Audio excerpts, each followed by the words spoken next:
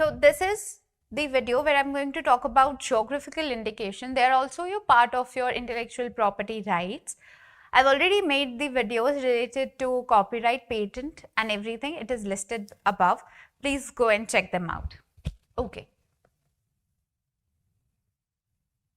Geographical indication क्या होते हैं? जैसे एक geographical area है, इसमें indicate करता है.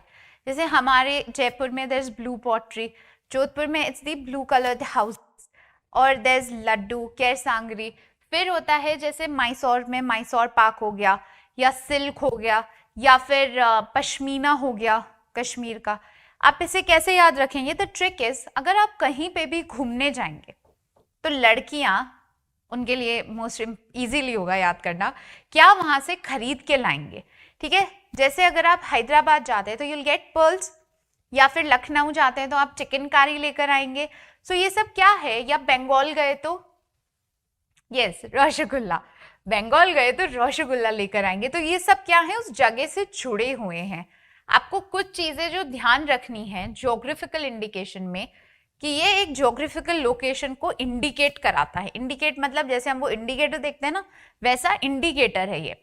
क्या याद रखना है कि जो भी ज्योग्राफिकल लोकेशन होगी वो उस एरिया की ज्योग्राफिकल लोकेशन की जो भी ट्रेट्स है उससे मैच करता है. जैसे राजस्थान में पानी बहुत कम होता है, इसलिए दाल बाटी बहुत फेमस है, राइट. पहले हमारे यहाँ पे वेजिटेबल्स इजीली अवेलेबल नहीं थी, लाइक टमेटोज और ग्रीन लीफी वेजिटेबल, तो दाल पल्सेस बहुत लंबे टाइम तक स्टोर हो सकते थे. तो इसीलिए दाल बाटी, केरसांगरी, ये सब क्या है? ड्राई एरिड रीजन के बारे में बताता है, राइट. वैसे ही पश्मीना, उसमें एक अलग टाइप का वूल यूज हो सकता है. तो क्या वो कोस्टल रीजन पे मिल सकता है? नहीं. तो वो क्या बताता है? ट्रेड बताता है उस ज्योग्राफिकल लोकेशन की. ठीक है, तो ज्योग्राफिकल इंडिकेशन में क्या होता है? Is a sign used on a product that originates from a specific geographical location. The product must possess reputation and qualities of the place of origin. जैसे हमने अभी डिस्कस किया था, GIR generally registered on products produced by rural, marginal and indigenous communities over generations that have garnered massive reputation at international and national levels due to its unique qualities. क्या बोल रहा है ये? इसने massive reputation कर लिया है. जैसे ना ही कि हमारे वहां पे, बट बीकाजी भुजिया, ये अगर बाहर भी कोई रह रहा है तो उसे भी पता है. बीकानेर जा रहे हो तो oh that's the bhujia, that is very famous. Like Punjab में छोले भटूरे, लस्सी, ये सारी चीजें बाहर से भी, नेशनली भी दे आर फेमस, इंटरनेशनली भी वो फेमस है. ठीक है. Handicraft example would be Madhubani paintings, Mysore silk. Food items में would be Tirupati laddu, rasgulla. Agriculture products में basmati rice. You will be shocked to know there are around 2000 varieties of basmati rice that are registered, not only in India but all over the world. फिर आता है, there are many laws and treaties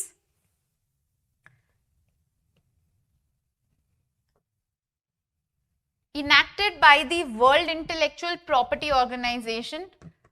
वो भी important है. If you want any video on the conventions related to copyright and patents or this, please comment down below. I'll make videos for that even. World Trade Organization for the Protection of Geographical Indication.